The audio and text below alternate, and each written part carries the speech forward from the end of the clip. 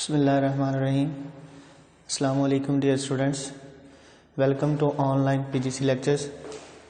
Dear students, یہ ہمارا ایک امپورٹنٹ ٹاپک تھا, پریکٹیکل کے حوالے سے بھی, شارٹ کویسچنز کے حوالے سے بھی اور لانگ کویسچنز کے حوالے سے بھی. تو اس لیے میں نے مناسب سمجھا کہ اس ٹاپک پر ایک آپ لوگوں کو لیکچر بنا دوں تاکہ آپ لوگوں کو اس ٹاپک پر کسی قسم کا کوئی مسئلہ نہ ہو. ڈیئر اسٹوڈنٹس, ٹاپک ہمارا ہے طلب نمبر سے کیا مراد ہے. طلب نمبر کا استعمال کہاں پہ ہوتا ہے, طلب نمبر کے کتنے حصے ہوتے ہیں, اور طلب نمبر کا پریکٹیکل کے حوالے سے طلب نمبر کے کتنے حصے ہوتے ہیں, یا طلب نمبر کا لائبریری میں کیا استعمال ہوتا ہے. سب سے پہلے ڈیئر اسٹوڈنٹس, جب ہم طلب نمبر کی بات کرتے ہیں تو ہمیں پتہ ہونا چاہیے کہ طلب نمبر ان مخصوص عددی نمبرز کو کہتے ہیں جن کے مطابق ہم لائبریری میں کتابوں کو ترتیب دیتے ہیں. ٹھیک ہے جی, ان مخصوص عددی نمبرز کو طلب نمبر کہتے ہیں جن کے مطابق ہم لائبریری میں شیلف میں جو کتابیں پڑی ہوتی ہیں ان کو ترتیب دیتے ہیں. طلب نمبر کے ڈیئر اسٹوڈنٹس دو حصے ہوتے ہیں. پہلا حصہ جو ہے وہ درجہ بندی نمبر کہلاتا ہے, اور دوسرا حصہ جو ہے وہ اس کا مصنف نمبر کہلاتا ہے.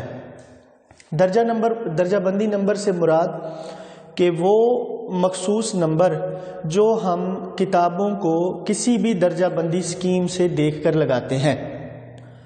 ٹھیک ہے جی, وہ درجہ بندی نمبر یا وہ مخصوص عددی نمبر جو ہم کتابوں کو کسی مستند درجہ بندی اسکیم سے دیکھ کر لگاتے ہیں. مختلف درجہ بندی اسکیمیں میں نے لکھی ہیں. فار ایگزامپل UDC ہے, LOC ہے, DDC ہے. یونیورسل ڈیسیمل کلاسیفیکیشن اسکیم ہے, library of Congress classification scheme ہے, اور ڈیوی ڈیسیمل کلاسیفیکیشن اسکیم ہے. تو ڈیئر اسٹوڈنٹس, جیسا کہ آپ لوگوں کو پتہ ہے کہ سب سے زیادہ دنیا میں اور پاکستان میں استعمال ہونے والی جو درجہ بندی اسکیم ہے وہ DDC ہے. DDC کی 4 جلدیں ہوتی ہیں. پہلی جلد میں ٹیبل آف کنٹینٹس ہوتے ہیں, ابواب کی فہرست ہوتی ہے, جتنے بھی ٹاپک ڈسکس کیے جاتے ہیں یا جتنے بھی عنوانات ہوتے ہیں, جتنے بھی موضوع ہوتے ہیں ان کی فہرست ہوتی ہے. اور نمبر 2 جو دوسری اس کی جلد ہوتی ہے اس میں شیڈول ہوتے ہیں 000 سے لے کر 599 تک. تیسری جلد میں بھی ڈیئر اسٹوڈنٹس شیڈول ہوتے ہیں 600 سے لے کر 999 تک شیڈول ہوتے ہیں. اور 4تھ جلد جو ہے وہ انڈیکس کی ہوتی ہے. چوتھی جلد کو ہم انڈیکس کہتے ہیں. انڈیکس آپ لوگوں کو پتہ ہے کہ جتنی بھی مختلف قسم کی ٹرمنالوجیز یوز کی جاتی ہیں, مشکل الفاظ استعمال کیے جاتے ہیں, تو ان کی تھوڑی سی ایکسپلینیشن انڈیکس میں کی جاتی ہے اور ساتھ جو ہے وہ پیج نمبر مینشن کیا جاتا ہے. ڈیئر اسٹوڈنٹس, درجہ بندی کی ایک میں آپ کو لوگوں کو مثال دے دیتا ہوں. فار ایگزامپل ہمارے پاس ٹاپک ہے لائبریری سائنس. تو جب ہم لائبریری سائنس کو DDME سے سرچ کریں گے یا ٹیبل آف کنٹینٹس دیکھیں گے تو وہ ہمیں بتائے گا کہ آپ نے جو لائبریری سائنس کو نمبر لگانا ہے تو شیڈول 1 آپ کو کھولنا پڑے گا. تو جب ہم شیڈول 1 کھولتے ہیں اور لائبریری سائنس کا ٹاپک سرچ کرتے ہیں تو ہم دیکھتے ہیں کہ درجہ بندی میں جو لائبریری سائنس کا نمبر ہے وہ 020 ہے.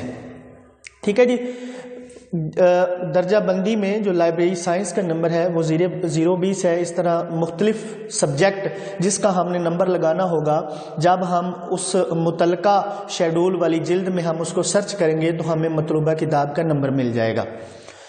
دوسرا حصہ جو ہے وہ طلب نمبر کا وہ ہے مصنف نمبر. مصنف نمبر آپ لوگوں کو ڈیئر اسٹوڈنٹس میں نے پہلے بھی بتایا تھا کہ مصنف نمبر سے مراد کہ جو کتاب کا مصنف ہوتا ہے اس کے نام کے پہلے 3 حرف اور چوتھا حرف جو ہے وہ ان کا عنوان کا جو پہلا حرف ہوتا ہے اس کا لیا جاتا ہے. کیسے؟ مثال کے طور پر میں نے لکھا ہے جی افتخار احمد, یہ کتاب کے مصنف کا نام ہے. تو اب جب ہم اس کا مصنف نمبر بنائیں گے تو مصنف کے نام کے پہلے 3 حرف یعنی الف, فے اور تے ڈیش لگائیں گے. اور ہمارے پاس کتاب کا عنوان کیا ہے؟ Library science. تو لائبریری سائنس کی پہلی لام آ جائے گی. ٹھیک ہے جی, مصنف کے نام کے پہلے 3 حرف ڈیش لگا کر عنوان ہوگا جو ٹائٹل ہوگا کتاب کا اس کا پہلا حرف لکھیں گے یعنی کہ لام آ جائے گی. ٹھیک ہے ڈیئر اسٹوڈنٹس. آگے ہے طلب نمبر کا استعمال. میں نے پہلے آپ لوگوں کو بتایا تھا کہ جب ہم DDC کا استعمال کرتے ہیں تو DDC لائبریری میں کن کن جگہوں پر استعمال ہوتی ہے، یا طلب نمبر کا استعمال لائبریری میں کن کن جگہوں پر ہوتا ہے.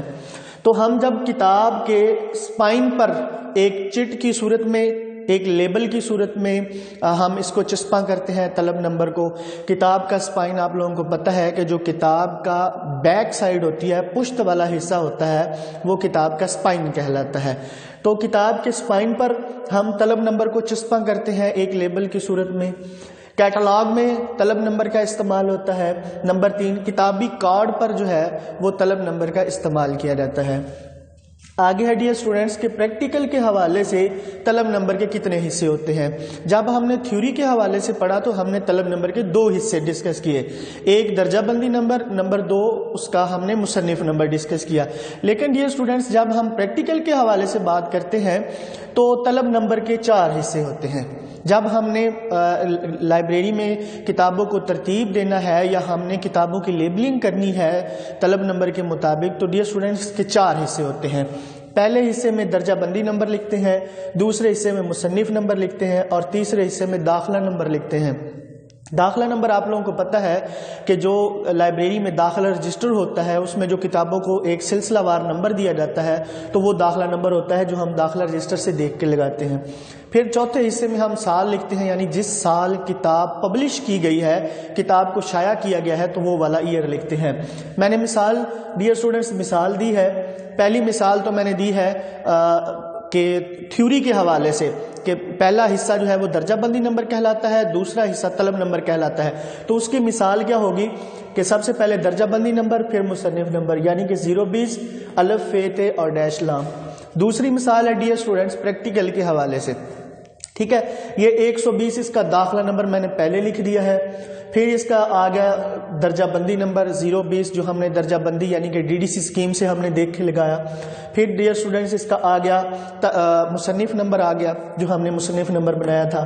پھر اس کا ایئر آف پبلیکیشن آ گیا، یعنی کہ 2018 میں یہ کتاب پبلش ہوئی ہے، تو یہ ہم نے اس کا لگا دیا. اب یہ ہمارے پاس بن گیا ایک لیبل. تو اس لیبل کو ہم کتاب کے اسپائن پر چسپاں کر دیتے ہیں. جب ساری کتابوں کی لیبلنگ ہو جاتی ہے تو ہم پھر اس طلب نمبر کے مطابق کتابوں کو لائبریری میں یا شیلف میں کتابوں کو ترتیب دیتے ہیں. ڈیئر اسٹوڈنٹس یہ تھا ہمارا آج کا ایک امپورٹنٹ ٹاپک جو میں نے آپ لوگوں کو پہلے بتا دیا ہے کہ یہ ایگزام میں کن کن حوالوں سے پوچھا جاتا ہے. امید ہے آپ کو سمجھ آ گئی ہوگی. نیکسٹ لیکچرز کے ساتھ دوبارہ آپ کے ساتھ ملاقات ہوگی. تب تک کے لیے اجازت دیجیے. اللہ حافظ.